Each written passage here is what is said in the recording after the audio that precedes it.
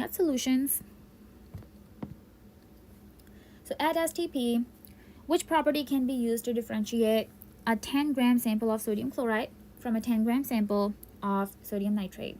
So the options are the mass of the sample, mass is the same, so that's not your option. Temperature of the sample, they're both at STP. Solubility, question doesn't say anything about solubility, and they are different substances, so probably yes. Phase is the same, so not that, so it's the solubility. Which statement describes the solution of sodium chloride in water? So the mixture is heterogeneous, meaning we see different layers. So not really, because we know sodium chloride dissolves well, and the solute is sodium chloride and the solvent is H2O. So solute is the thing that is being dissolved, and solvent is the thing that causes the dissolving, or that we are dissolving in. According to table F, which compound has a very low solubility in water? So just go to table F, read your table, see which one is insoluble. Based on table F, which 10-gram sample, when thoroughly mixed with 1 liter of water at room temperature, forms a heterogeneous mixture? So once again, we are looking for something that is insoluble according to table F. So that's why it's heterogeneous, because it can dissolve. Based on table G, what is the mass of KCl that must be dissolved in 200 grams of H2O at 10 degrees Celsius? So if you look at your table G, and if you look at KCl, whatever number you get is only going to be for 100 grams of water. So right now at 10 degrees Celsius, for KCl, I see about 30 grams.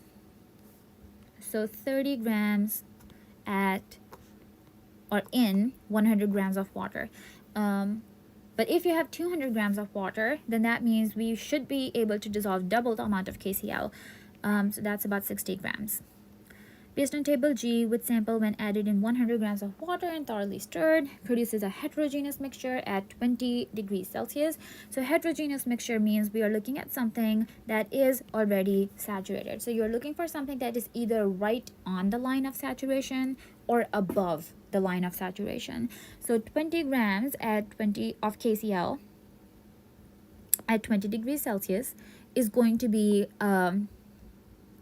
unsaturated. But 80 grams of KCl at 20 degrees Celsius is going to be saturated, because that is way above the line. So state in terms of molecular polarity why urea is very soluble in water. So remember, we said that two things can only dissolve if they have the same polarity. So like dissolves like. This should not be your answer. So for your answer, you should just say they have similar polarity. Or you can say, we know water is polar, so you can say urea is also polar. But just remember the concept, like dissolves like. So based on table G, which compound has the greatest solubility in 100 grams of water at 10 degrees Celsius? So you're looking for the one that can dissolve the most mass. The greatest solubility means most mass dissolved.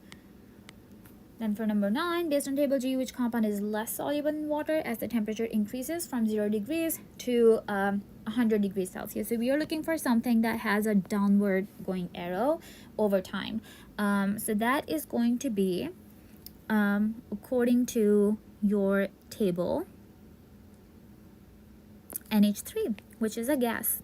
Because remember, gases, if you increase the temperature, gases actually dissolve less, because now they are able to move faster. So instead of staying dissolved, they would want to leave the solution if they can move more.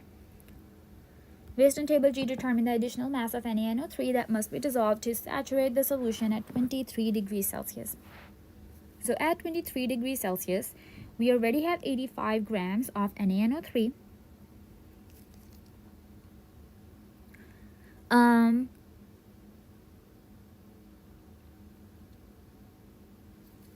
And we need to dissolve about 90 grams to make a saturated solution to get to the line. So that will be about 5 grams more that we need. So state the solubility of limestone in water. So limestone is calcium chloride. Just go to table F to get this answer. See if calcium carbonate is soluble. Classify in terms of saturation the type of solution that is produced in this case. So we have 20 grams of ammonium chloride, and after thorough stirring, no undissolved ammonium chloride was left. So that means we have an unsaturated solution if everything dissolved.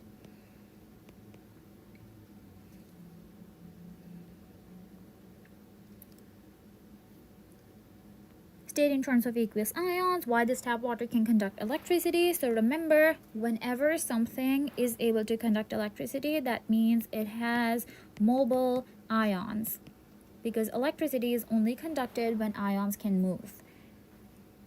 So draw at least 2 water molecules in the there's no box here, but draw at least 2 water molecules showing the orientation of each water molecule towards the calcium ion. So here we have 1 water molecule, and here we have another water molecule. So if your calcium plus 2 ion is right here, then they should be, your oxygens should be facing towards the calcium, because remember, and we can also even write that here, that oxygen has a partial negative charge, hydrogens have partial positive. So the negative charges of the oxygens are going to attract the positively charged calcium.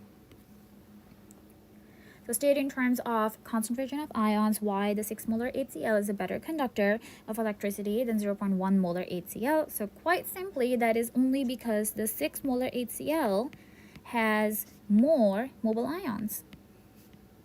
So if you have more ions, that means there's going to be more movement in the solution, and so more conductivity. So 0.05 molar aqueous solution of which compound is the best conductor of electricity? So here we are talking about something that is able to break into ions so that we can have the movement of the ions. So the first thing right here, cannot break into many ions. This is not an ionic compound. This looks more like a covalent, because even if it breaks, what are the ions? We don't see any metals here, so that is not your answer. The second thing, similar thing, this is your glucose, a regular covalent compound, does not break into ions. Magnesium sulfate and potassium sulfate, they can both break into ions. So here's a competition. Magnesium breaks into magnesium, 1 magnesium and 1 sulfate.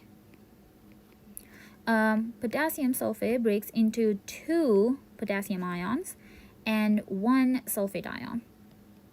So because there were more ions in potassium sulfate, it breaks into 3 ions instead of 2, like magnesium sulfate.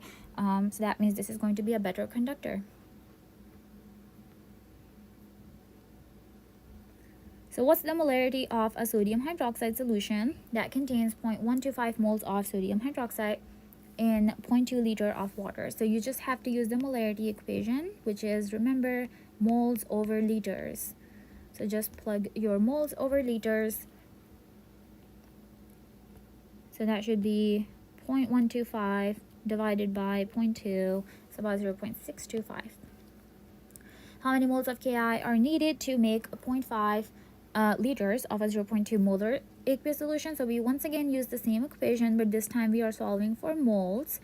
So we just multiply the molarity and the liters.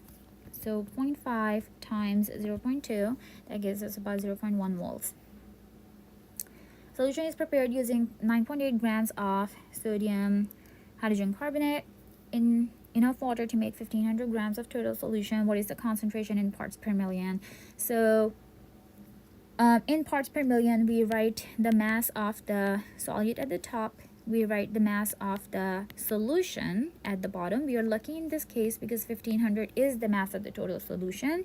Sometimes they only give you the mass of the solvent, so in that case you have to add the solvent and the solute, and then you multiply this with 1,000,000 and get your answer. So which term is used to express the concentration of an aqueous solution? Out of all 4, that should be parts per million. Compared to 0.1 molar aqueous sodium nitrate at 1 atmosphere, a 1 molar aqueous sodium nitrate solution at 1 atmosphere has. So this one has a higher concentration, the 1 molar. So here are your colligative properties, which means the more ions you have in the solution, the higher the boiling point and the lower the freezing point. Make sure you memorize these. So lower freezing point and higher boiling point. State what happens to the boiling point and freezing point of that solution when the solution is diluted with an additional 100 grams of water. So now what we are doing in this case is that instead of adding more ions of the solute, we are adding more water. So when we add more water, that means now we are going to have less solute. So if we have less solute, that means the boiling point goes down. It's not going to boil faster because we have less ions, and it's going to freeze faster as well, so the freezing point goes up. Because this is the opposite of what we said for the previous question.